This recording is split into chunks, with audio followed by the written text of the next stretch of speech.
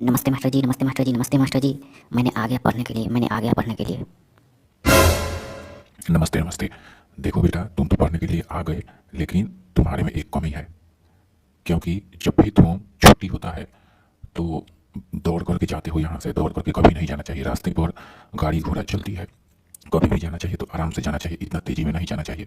तुम्हारे घर से आने तक यहाँ कितना ट्रैफिक पड़ता है, और तुम्हारे मम्मी पापा कहते हैं कि मेरे बेटे को सावधानी से भेजने का, कि रास्ते में कुछ ना हो। नहीं मास्टर जी, हम तो जाते हैं तो बहुत आराम से जाते हैं और धीरे-धीरे जाते हैं, जोर से कहाँ जाते हैं। ठीक है बेटा, धीरे धीरे जाना, क्योंकि जीवन जो है अनमोल है। कभी भी आराम आराम से जाओगे, एक्सीडेंट नहीं होगा, कोई प्रकार की दिक्कत नहीं होगी। सबसे जीवन जो है अनमोल है, आराम आराम से जाने का। जी मास्टर जी, मैंने आराम-आराम से जाऊँगा और आराम-आराम से आऊँगा। मास्टर जी देखिए, सुबह के समय में मैंने दूसरी जगह से दही लेकर के आपके घर पे दे करके चला आया हूँ, क्योंकि मैंने कल बोला था कि दही खिलाऊँगा, तो 5 केजी दही एक दूसरे के आदमी के घर था, वही दही लेकर के आपके घर पे दे करके मैं आ रहा हूँ। ठीक है बेटा, कोई बात नहीं, घबराना मत। 5 केजी का मैं तुमको 300 रुपया 250 रुपया दे दूंगा। और क्या करना कि तुम मेरे घर कभी भी दही लेकर के जाना, क्योंकि हमारे घर पे मेहमान कुछ आते हैं तो उनको खाने की ज़रूरत पड़ती है। ठीक है मास्टर जी, अब तो शाकाहारी भोजन करना पड़ेगा, क्योंकि छठ पर्व आ गया, त्योहार का दिन आ गया। क्योंकि शाकाहारी भोजन करेंगे तभी कुछ होने वाला है, नहीं तो कुछ नहीं होने वाला है। हम कभी भी दही आपके घर पे लेकर के आऊँगा और आप खूब इत्मीनान से खाइएगा, इसमें कोई इतराज़ नहीं है।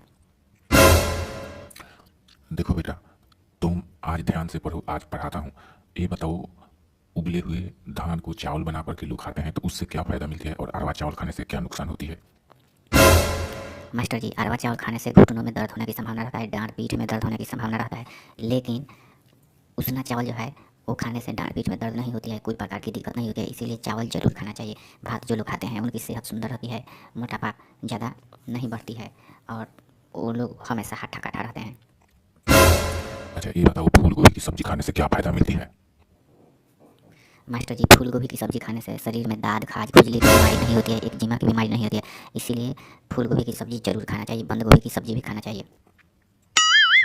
ये बताओ, मेथी साग खाने से क्या फ़ायदा मिलती है? मास्टर जी देखिए, मेथी साग खाने से दाद, खाज, खुजली नहीं होती है और मोटापा बढ़ता है, ताकत मिलता है, इसीलिए मेथी की साग ज़रूर खाना चाहिए। लेकिन उसमें जो है अच्छा वाला मेथी होना चाहिए, एक ठंडा मेथी होता है, एक गर्म होता है। तो अच्छा, इस धरती पर जितना भी खाने वाला चीज़ रहता है, वो 2-3 प्रकार की होती है, इसीलिए अच्छा भोजन करना चाहिए।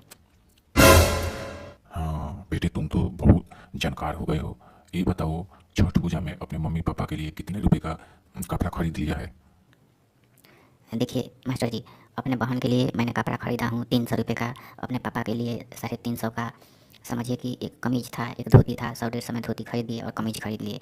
और मम्मी के लिए 400 रुपये का कपड़ा खरीद लिए, साड़ी, ब्लाउज और साया। तो उन लोगों का तो काम हो गया। मैंने अपना लिए 250 रुपये का एक टी शर्ट लिया और 100 रुपये का पैंट लिया। बस मैंने यही खरीदा हूँ मास्टर जी। ठीक है बेटे, और तुम बोल रहे थे कि मेरे लिए भी खरीदना है, तो हमारे लिए कब खरीदोगे? मास्टर जी, आपके लिए कपड़ा मैं खरीद करके आपके घर दे करके चला आया हूँ, क्योंकि आपके पास में ये नहीं सोचता हूँ कि हाँ आपके पास में कपड़ा ना हो।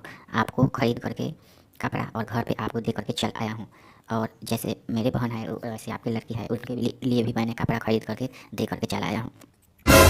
चापस बेटे चापस, तुम तो बहुत चालाक हो गए हो। देखो बेटे, एक दूसरे की सेवा करना बहुत ही अच्छा माना जाता है। बहुत ठीक किए हो, ठीक किए हो। चलो, पढ़ाई कर लिया, अब छुट्टी होती है, आराम आराम से जाने का, रास्ते में जाने का, तो एक्सीडेंट नहीं होना चाहिए, नहीं तो तुम्हारे मम्मी पापा मुझको बहुत बोलेंगे।